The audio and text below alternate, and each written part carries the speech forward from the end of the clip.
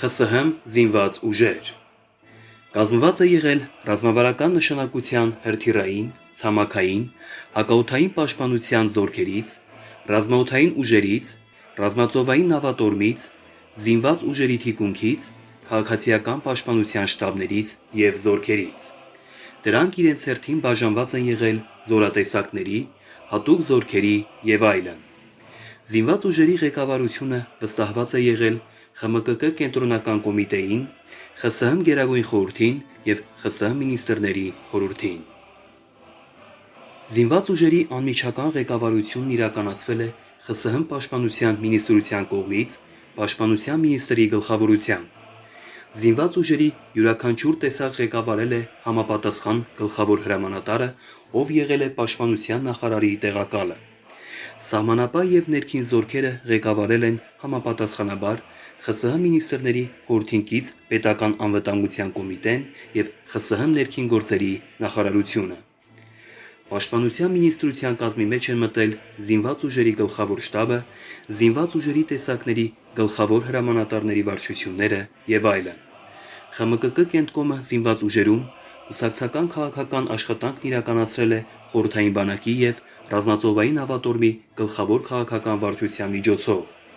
Զինված ուժերի նյութական ապահովությունն իրականացրել են թիկունքի վարչություններն ու ծառայությունները,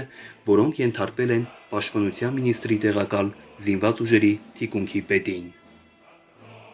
ԽՍՀՄ տարածքը բաժանված է եղել ռազմական օկրուգների։ Զինված ուժերի տեսակներում,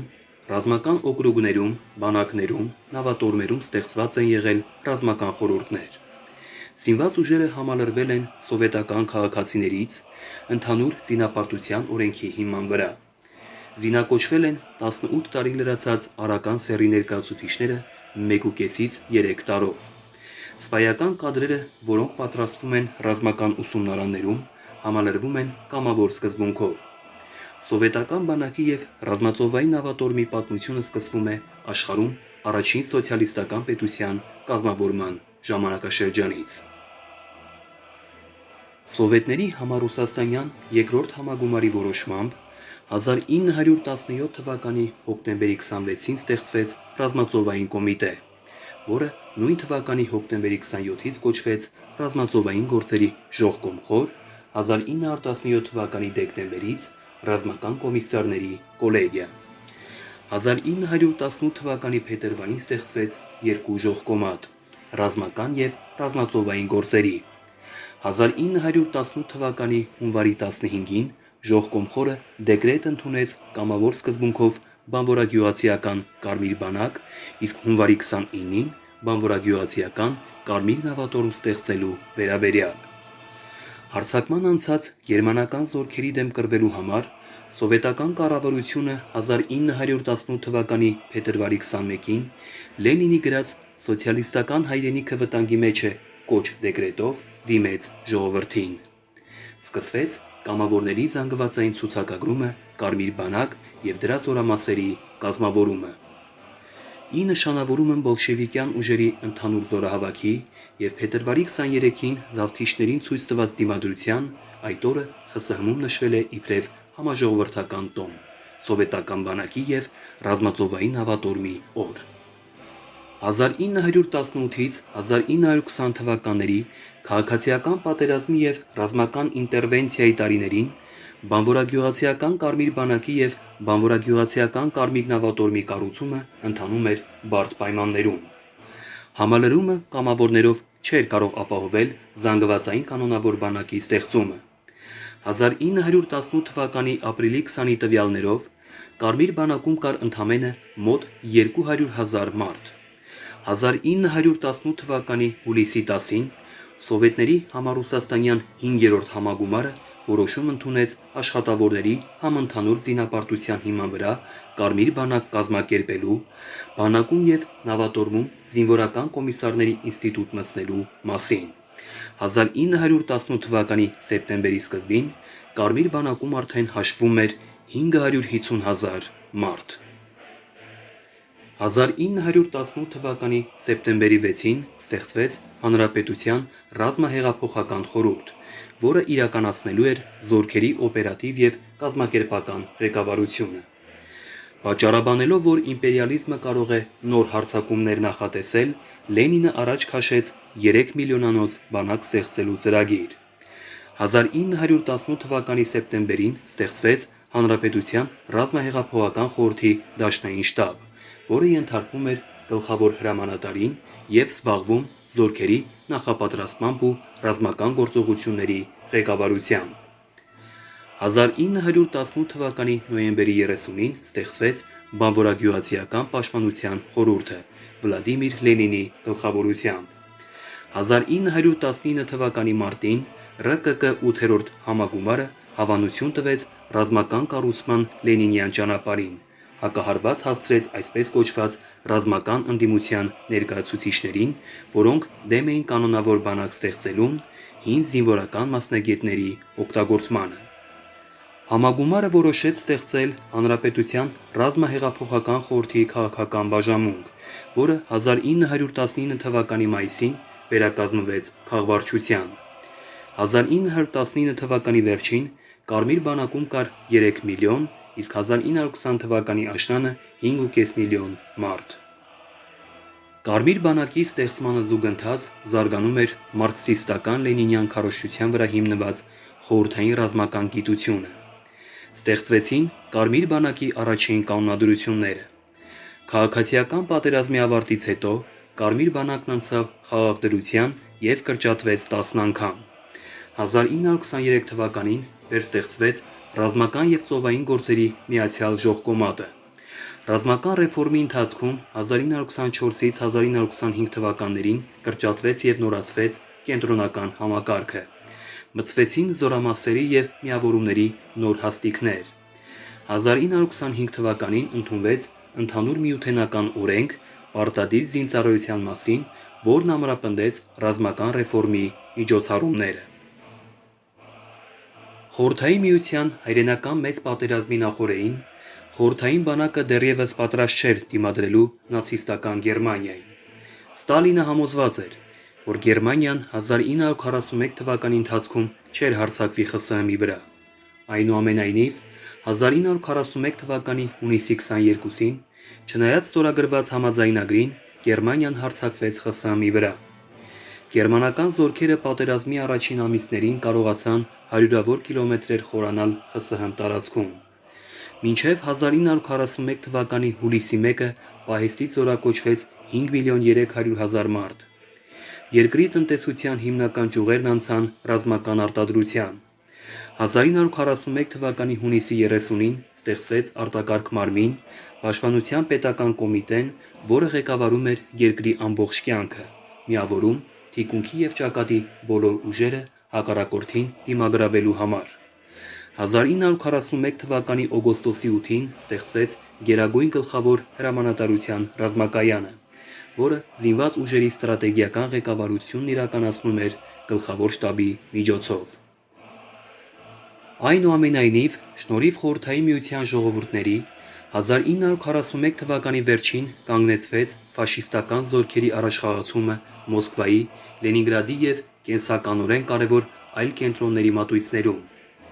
Մոսկվայի ճակատամարտում Երկրորդ համաշխարհային պատերազմի ընթացքում առաջին խոշոր պարտությունը հասցվեց հակառակորդին։ Կայծակնային պատերազմի պլանը կասեցվեց։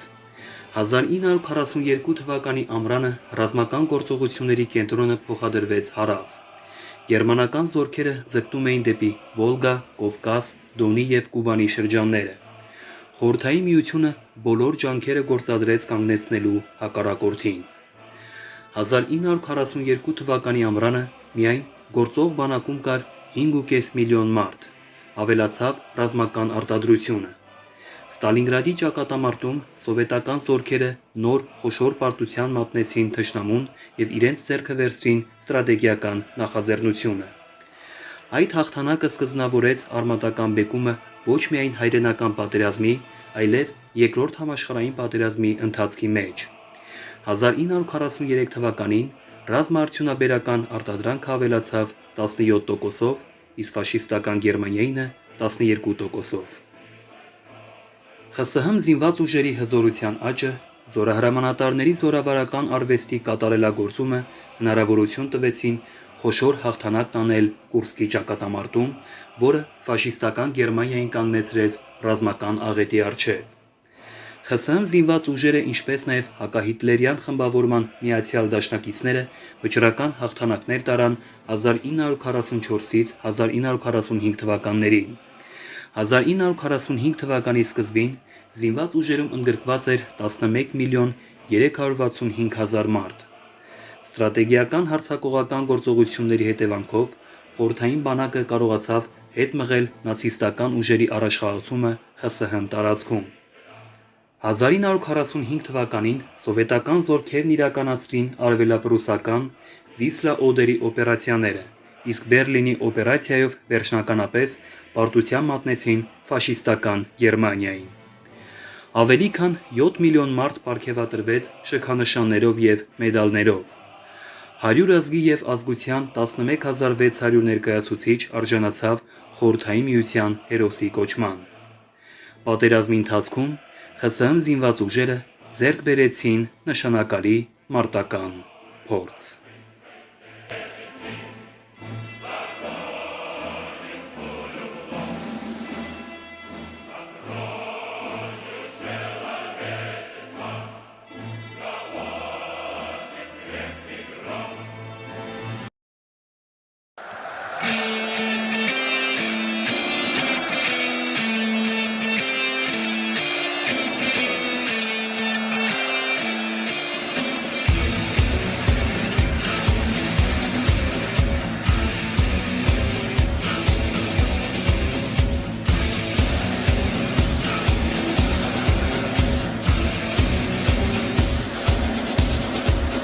Красная армия, доблестный флот, непобедимый, как наш народ.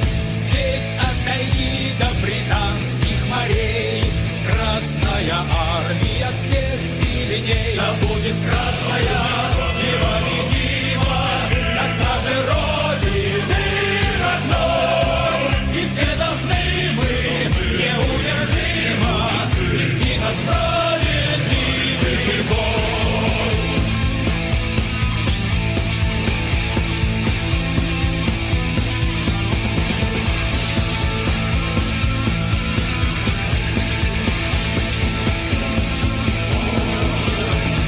Красная армия, марш, марш вперед!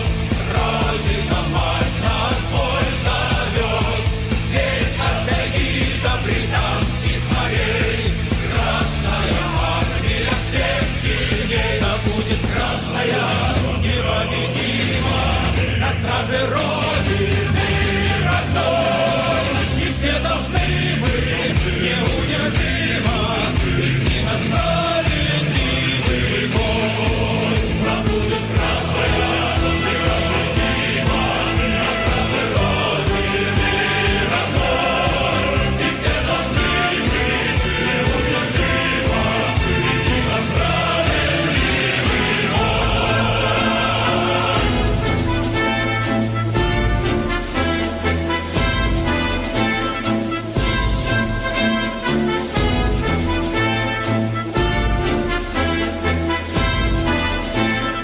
Мир мы построим на этой земле с верой и правдою во главе. Ведь от тайги до британских морей русская армия всех сильней. Да будет красная непобедима на страже Родины.